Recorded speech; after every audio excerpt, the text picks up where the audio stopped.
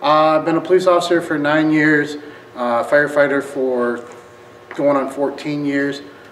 I own Riverview Excavating and Snow Plowing. It's a local company out of Battle Creek where we do lawn care, tree trimming, tree removal, excavating on a large scale. We've done natural disasters. Been down to Louisiana for the Gulf spill they had down there. The day the oil spill happened, I just remember the smell was just horrible, unbearable. I mean, I don't think I've ever smelled anything like that ever in my life. And after we found out what was going on, they contacted us to our company to come in and maybe build some roads for them to get to the river and stuff, and with the bulldozers and gravel and all that good stuff. There was a lot of confusion. I think there was too many chiefs, not enough Indians, and nobody really seemed to know what was going on or how they were going to fix the problem.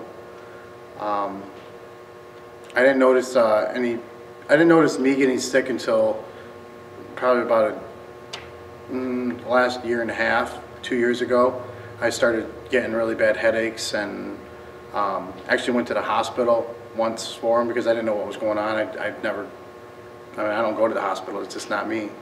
If I get sick, I just deal with it on my own. But I had to go to the hospital because felt like my head was going to explode. I know that they haven't done anything for our family's business. I know that we have probably the second biggest piece of property on the Kalamazoo River that was affected, commercial property, short of Sack Riders property, which is farmland. We have 80 plus acres, and the river runs right smack dab through the center of our property, over a mile of it. Used to kayak and canoe it. Recently, when they reopened the river, I kayaked it a couple of times this summer. Still saw a ton of sheen on the river, especially down by the dam, over by Soresco Dam. You can still see the oil in the water, still see the staining on the trees from where it happened at. You go out on our property, you can still see staining. They haven't done anything on our property.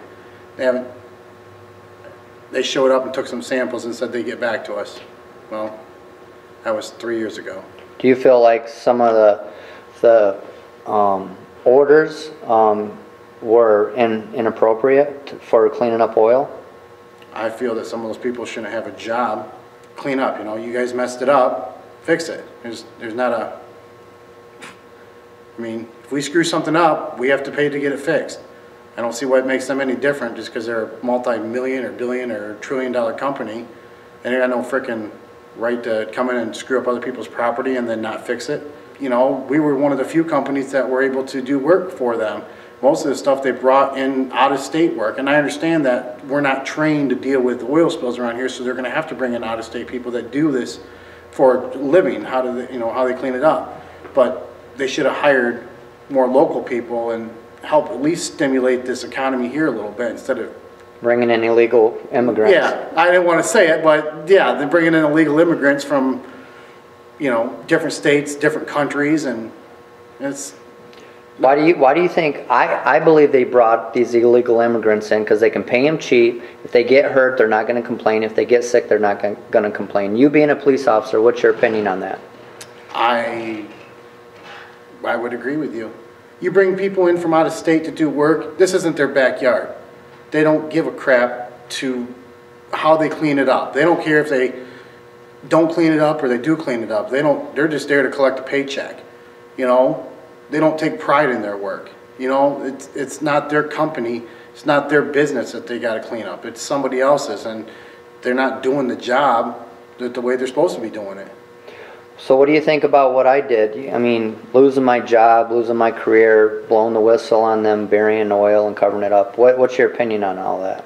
I think somebody needed to do it. I think that somebody needed to, you know, go after ENBRIDGE, you know. I mean, somebody needed to, I mean, just the amount of devastation it caused to the property around here. I mean, it's ridiculous. And then for them not to come in and, you know, offer these people next to nothing for their houses. And I mean, granted, the housing market isn't the greatest right now, and that's because of our damn government, but that's a whole nother story. We could do a whole I'd do a whole segment on that. I might come back someday for that. You know, I mean, what we need is common sense. And common sense in politics, that'll never happen. Now, I've had county commissioners from Battle Creek and Kalamazoo come forward, police chiefs, police officers, paramedics. I've had so many people support what I'm doing now. And at first everybody thought I was a disgruntled worker and I was making this stuff up. Now that you know that I've proven the cover-up and with my videos and documents, what do you feel about what Enbridge was trying to do to discredit me by lying about me? I think that they were wrong. I mean, there's no other way around it. I mean, their pipeline screwed up and they're just trying to cover it up so they don't have to spend their money. And in all honesty, I think that they have insurance for that. And I think that Enbridge is one of the few companies that made any money on this oil spill. All it does is hurt the environment. And last time I checked, there's only one world. There's only one Earth. And once we screw that up, we're all done. So if they want to keep screwing it up, all it's going to do is hurt our children's children's children. So, and maybe they can sleep at night. I can't sleep with myself at night knowing that I screwed up our planet. When you can't go do fun entertainment stuff that's outside because the frickin' smell is so bad, you know, it just hurt everybody. Now, you being a police officer, Enbridge called the cops on me over a dozen times, and the police showed up at least 10 times. I was arrested once only for videotaping them digging up oil that was buried prior, that they actually said didn't happen, and I actually proved it. Now, what's your opinion on why Enbridge kept calling the cops on me when all I'm doing is videotaping? You're a police officer, tell me. I don't want bad publicity. Nobody wants bad publicity. I mean, if they would have done their job the right way the first time, they wouldn't have had to worry about people like you. That's all I can say. I mean, if they would go in and do their job the right way instead of the half-ass way, or covering it up, or, you know, whatever they wanted to do, whatever they thought was the best thing to do, it's just crazy. I mean, I don't understand why they did the stuff they do. I mean, I guess if I had as much money as they did and I didn't care and it wasn't my backyard, you know. Well, what do you think about reporters have actually caught Enbridge vehicles following me all over the county? What do you think about why they follow me and why they have actually gave all their workers flyers with my picture and license plate on it? Why do they want to keep me away from the river? Because they don't want whistleblowers. They don't want nobody to know what they're doing or what they're not doing or what they should be doing and they're not doing. They don't want people to know. They want to basically try to sweep it under the rug and, you know, forget about it. Because they don't care. They're from Canada. Why the hell would they care about Michigan? They don't want people videotaping because they don't want them to really know what's going on out there. Because in all honesty, I think that they dump more oil in the river than they're let on. 3 days prior to the spill, we have residents that say they smelled the oil. We actually have a manager say that the day before the spill, Enbridge workers were looking for the spill at 6 in the morning, the 24 hours before they're even reporting it. Now, why do you think that they didn't report this spill? Do you believe that it's a lot more oil than what they're saying? Yeah. I think they dump more oil than they're, what did they say, 800,000 gallons? Yeah, 844,000, but the EPA says they've cleaned up over 1 million already. How is that even possible? And now they're saying there's 220 acres full of tar sand oil at the bottom of the river. So obviously it was at least double what they're saying. Yeah, I can't attest to how much they dumped in there. I just find it hard to believe that they only dumped 800,000 gallons in there for as much oil as was seen on the river and as much oil as I still see in the river. And during the cleanup when we were helping build their access points and stuff like that, and the smell, I mean, the smell was just unbearable. What do you think about all the sick people? I mean, all the videos that I make of people that are having seizures and have passed away and have migraines. I don't know all their medical conditions. You know. Do you think people are faking it? That's what I want to know. Do I think people are faking being sick? I don't see how you can fake dying. I mean, And you're not going to fake that. And I mean, I know I'm not faking my headaches, and I don't know if it's caused from the oil spill or what it was caused from, but I know I've never had them until in the last couple of years. After the oil spill? After the oil spill. What if your niece was here for the last few years, and we're all getting dizzy and migraines and hundreds of people? What if these chemicals that she breathed in cause damage in the future? I can't say what I do on camera.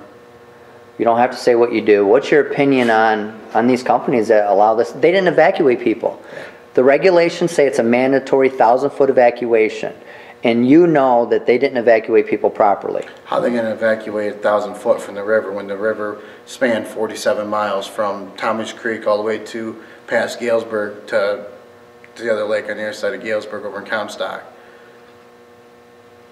How are you going to evacuate 1,000 people? I mean, that would take, you need the National Guard for that, and then then the National Guard gets called in, they're going to have all that bad publicity. That's why they didn't do that. So you're saying that... That's the only reason I can think they wouldn't do it. You believe that they didn't evacuate people properly because of bad publicity. That's your opinion. They don't want people to think, oh my God, my home is completely ruined now because they just sent me away.